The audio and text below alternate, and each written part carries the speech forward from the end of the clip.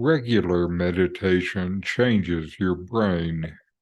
Richard Clarke helps you understand changes you can bring about with your meditation practice. Watch this video for more.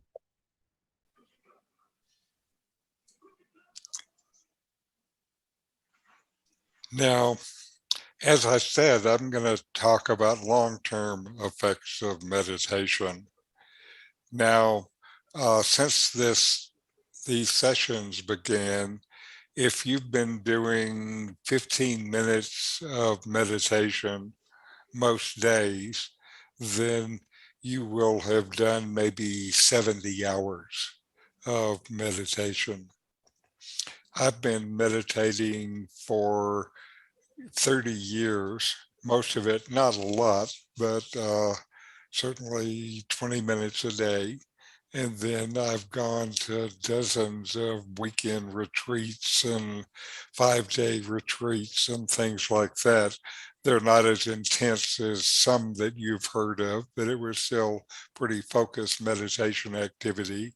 And I estimate I have more than 5,000 hours of meditation.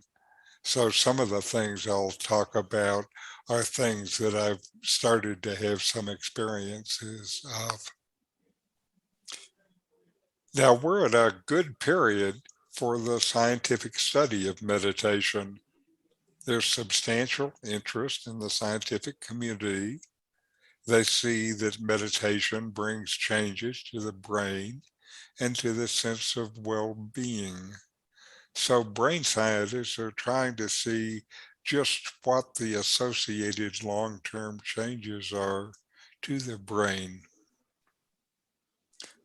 As the scientific world delves into the study of mindfulness, the capacity of the brain to transform itself under the influence of meditation inspires nothing short of wonder. To summarize what they've found, after a few weeks, brain changes are already found. As long as regular meditation continues, these changes continue. The more you meditate each day, the greater these changes are. And for some changes, there comes a point where it's irreversible. The old ways never come back. Also, the changes are noticeable to others around you, even to strangers. They see you as less neurotic, more conscientious, more mindful, and your face is conveying your well-being. In one of the best studies, they did brain scans of non-meditators, meditators after a few weeks of training, and long-term meditators. One clear finding was a decreased effect to negative stimuli for meditators, while not in non-meditators.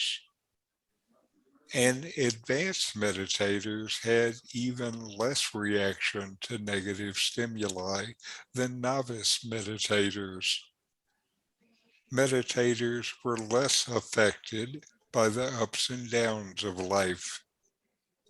This is important in understanding how meditation affects people's emotional well-being in their daily lives.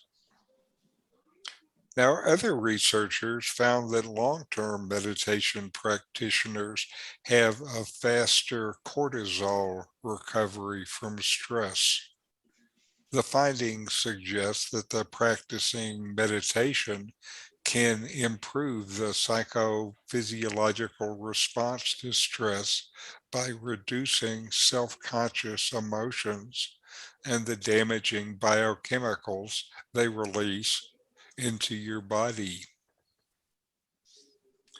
Another study discovered that the default mode network, the self-referencing monkey mind for highly experienced meditators, averaging 10,500 lifetime hours, this default network was less active than those of beginners and even less active than non-meditators.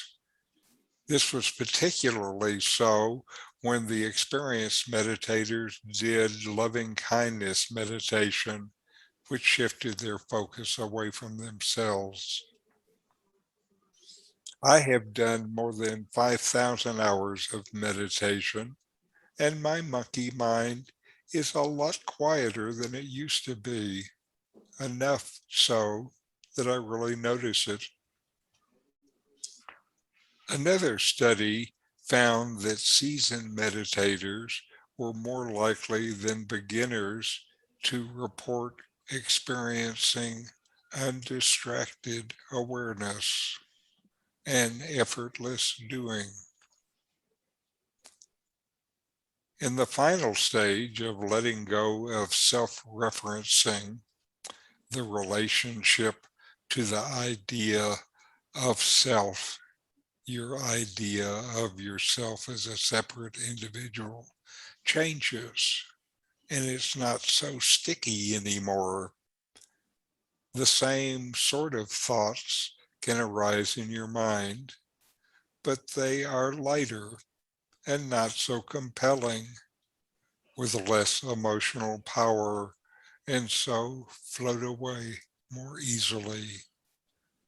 There is less need to act on a thought or to hold on to it either.